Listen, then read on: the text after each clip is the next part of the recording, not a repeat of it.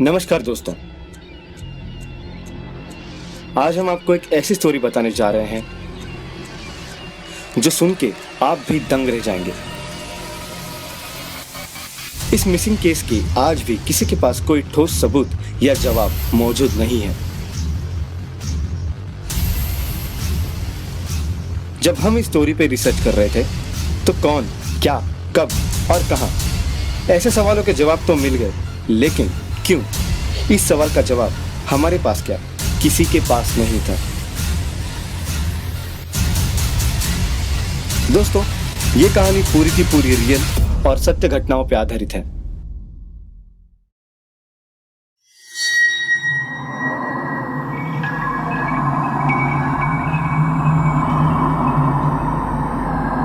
Elisa lamb ये एक 21 साल की कनेडियन स्टूडेंट थी जिसको आखिरी बार लॉस एंजलिस के सेसिल होटल में देखा गया था। अपने स्ट्रिक्ट पेरेंट्स से वेस्ट कोस्ट घूमने की परमिशन एलिसा ने ली थी। उसने अपनी सोलो ट्रिप की शुरुआत की। 26 जनवरी 2013 को एलिसा लॉस एंजलिस पहुंची।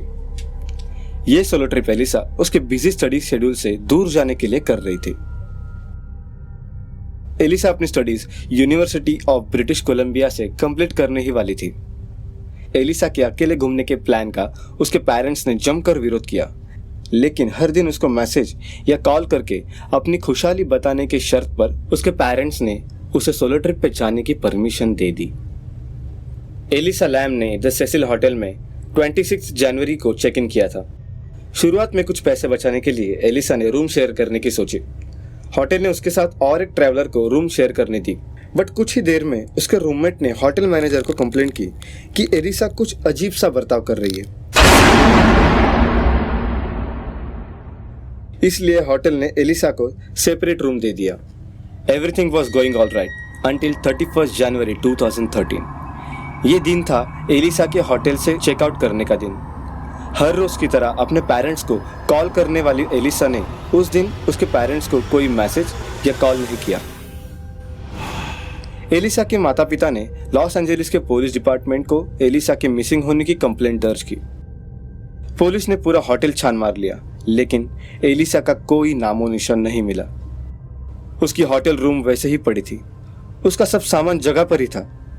कुछ ही दिन में एलिसा का केस बहुत फेमस हो गया। पुलिस ने होटल के सीसीटीवी फुटेजेस में से एक वीडियो पब्लिश किया और इस पॉइंट पे एलिसा की मिसिंग स्टोरी ने एक अजीब सा टर्न ले लिया। इस वीडियो में एलिसा होटल के एक एलिवेटर में दिख रही है। उसने एलिवेटर में एंट्री की और लिफ्ट के सारे बटन्स प्रेस कर दिए। शुरुआत में वो कोने में चुपचाप खड़ी रही, बाद में वो लिफ्ट से बाहर आकर अपना सर बाहर निकालकर होटल के हॉलवे में किसी को ढूंढ रही थी और फिर वापस अंदर जा रही थी। एलिवेटर से पूरी तरह बाहर जाने से पहले वो और 2-3 बार बाहर झांकती रही। इस वीडियो के लास्ट मिनट में एलिसा हवा में ऐसे हाथ हिलाते हुए दिख रही थी, लेकिन वीडियो में उसके सिवाय और कोई दिख नहीं रहा था। होटल के इस सीसीटीवी फुटेज ने इंटरनेट पे तहलका मचा दिया। कनाडा से लेकर चाइना तक, जहां से एलिसा ओरिजिनली बिलोंग करती थी। बस 4 मिनट की एलिसा की इस वीडियो ने 10 मिलियन से भी ज्यादा व्यूज पार कर लिए थे। इसके बाद एलिसा की स्टोरी बस एक मिसिंग केस बन के नहीं रही, उसकी स्टोरी ने अब एक भयानक और दिल दहला देने वाला मोड़ लेना बाकी था। तकरीबन 90 दिन बीत चुके थे, लेकिन इस एक वीडियो के अलावा पुलिस के पास और कुछ भी नहीं था। कुछ दिन बाद होटल के गेस्ट ने उनके रूम में आने वाले पानी के बारे में कंप्लेंट करना शुरू कर दिया। रूम्स में आने वाला पानी का प्रेशर कम ज्यादा हो रहा था।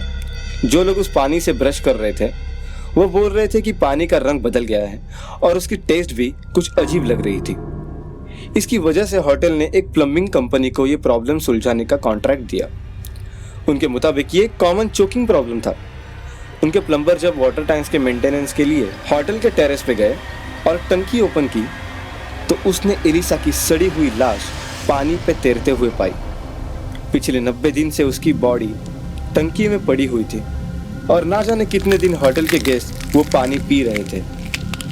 पुलिस इस कंक्लूजन पे आई कि एलिसा खुद टंकी में उतरी और एक्सीडेंटली डूबकर मर गई। हालांकि ये थ्योरी कुछ हद तक सही थी, क्योंकि पहले भी ऐसे कई सिमिलर केसेस हो चुके थे जिसमें लोग खुद पानी के टंकी में उतरकर डूबकर मर चुके थे। उन केसेस के बारे में हम फिर कभी बात करेंगे। लेकिन लोगों के दिमाग में बहुत सारे सवाल थे, पर उनके जवाब किसी के पास नहीं थे। अब ये मिसिंग केस खूनी केस या सुसाइडल केस बन गया था और इस केस के पीछे बहुत सारे थ्योरीज भी बननी शुरू हो गई।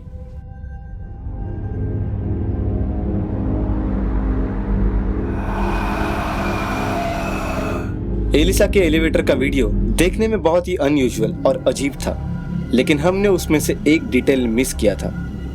कोई भी एलिवेटर कभी भी 3 मिनट तक कंटिन्यूअसली इतनी देर ओपन नहीं रहती। फिर उस दिन ऐसा क्या हुआ था? एलिसा ने मिसिंग होने के पहले एक ब्लॉग पोस्ट किया था। उसने लिखा था, I am going out tonight, I really hope no creeper comes near me, seriously though, those Italian and Mexican guys go after you strong, show the slightest inclination and they hound you। इसका मतलब ये हो सकता है कि कोई उसका पीछा कर रहा था और इवेंचुअली उसका खून कर दिया। उसके होटल रूम से सिर्फ एक ही चीज गायब थी, वो था उसका फोन, और उसका फोन वापस कभी मिला ही नहीं। होटल का कोई एम्प्लॉय शायद उसके साथ ये गंदा गेम खेल रहा था, जो एलिवेटर को कंटिन्यूअसली ओपन करके रख रहा था, क्योंकि वीडियो में एक पॉइंट पे एलिवेटर का डोर आगे आता है और वापस पीछे चला जाता है। होटल के और कोई भी सीसीटीवी कैमरा में एलिसा दिखी नहीं। एक वक्त पे एलिसा कैमरा में देखकर कुछ बोल रही थी, लेकिन वीडियो को उस दौरान एलिसा के मुंह पर पिक्सेलेटेड किया गया था, जिसकी वजह से वो क्या बोलना चाहती है वो पता नहीं चल सका। शायद खूनी ने बाकी सारे सीसीटीवी फुटेजेस डिलीट कर दिए और उसके पास इतना टाइम भी था कि वो उस वीडियो को एडिट भी कर सके, और एलिसा किसी भी परेशानी के बजाय टेरेस पे जाकर टंकी में कैसे पहुंची, इसका भी जवाब शायद इससे मिल सके।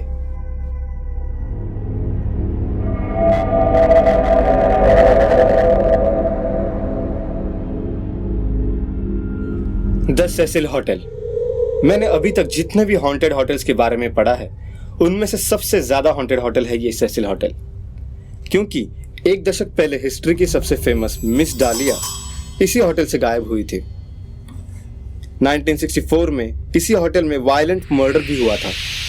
रिचर्ड रामिरेस और जैक अंडरवीगर जैसे सीरियल किलर्स ने इस होटल को अपना घर भी कहा था, और जब से होटल खुला है तब से होटल में 15 कंफर्म्ड सुसाइड्स हुए थे। इसलिए एलिसा के केस को इस पहलू से देखना भी बहुत जरूरी बन गया। एलिसा के एलिवेटर के वीडियो को देखकर कई लोगों ने ऐसा कहा कि एलिसा एक हॉरर एलिवेटर गेम खेल रही थी। इसमें आपको एलिवेटर के बटन्स को एक पर्टिकुलर सीक्वेंस में दबाना होता है, फिर गेम के बीच में एक औरत लिफ्ट में एंटर करती है, फिर वो आपसे पूछती है कि आपको कहाँ जाना है। आपको उसकी तरफ देखना भी नहीं है और उससे बात भी नहीं करनी। आखिर में आप एक ऐसे वर्ल्ड में चले जाते हो जिसमें सिर्फ और सिर्फ आप ही होते हो और कोई भी नहीं। लेकिन अगर आपने इसमें कोई छोटी सी भी गलती कर दी तो आपकी मौत पक्की है। एलिसा के एलिवेटर में शायद उसके साथ कोई और भी था, जिसकी वजह से एलिवेटर का डोर आगे आया और सेंसर्स ने ऑब्स्टेकल को डिटेक्ट करते ही वो वापस चला गया, और कोई भी लॉजिकल रीजन यहाँ पे फिट नहीं होता।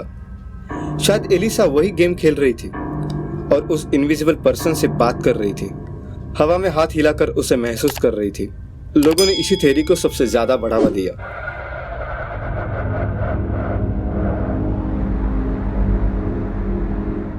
एलिसा का पोस्टमार्टम रिपोर्ट पूरा नहीं हो सका, लेकिन उसके ब्लड टेस्ट से मिले रिपोर्ट्स को एनालाइज करने के बाद पुलिस को कुछ चौंकाने वाली बात पता चली। एलिसा पिछले कुछ सालों से डिप्रेशन में थी और डॉक्टर के प्रिस्क्रिप्शन पर जी रही थी, बट उसके ब्लड रिपोर्ट से पता चला कि उसने कई दिनों से उसकी मेडिसिन नहीं ली थी, जिसकी वजह से वो हेलुसिनेशन की शिकार हो गई। जो चीज़ें अस्तित्व में थी ही नहीं, उनको वो इमेजिन करने लगी। शायद उसका कोई पीछा कर रहा था, ये बस उसका एक वहम था। लेकिन सेसिल होटल का टेरेस डोर ओपन किया किसने, जो जनरली लॉक्ड होता है? टंकी में जाने के लिए सीढ़ियों की जरूरत होती थी, जो कि उस वक्त टेरेस पे थी ही नहीं। जब वो प्लम्बर वहां पे पहुंचा तब उसने कहा कि टंकी का ढक्कन बाहर से बंद था, लेकिन टंकी में खुद कूदकर टंकी का दरवाजा बंद करना इम्पॉसिबल था। शायद पुलिस का कंक्लूजन राइट था, क्योंकि जब मैंने ये वीडियो यूट्यूब पे देखा जिसमें एक आदमी सेसिल होटल के रूफ पे फायर एस्केप से चढ़ रहा था, तो मेरा इस थ्योरी पे विश्वास बढ़ने लगा। उसके इस वीडियो में टंकी के ढक्कन भी खुले हुए थे। शायद अपनी रेपुटेशन खराब ना हो इसलिए ऐसा कहा गया था, कि टंकी का ढक्कन एलिसा के मरने के बाद बंद ही था। शायद एलिसा मेडिसिन ना लेने की वजह से और इस वहम में रहने की वजह से कि कोई उसे मारना चाहता है, उसने टंकी में छलांग लगा दी और छिपने के बजाय वहां डूबकर मर गई। शायद।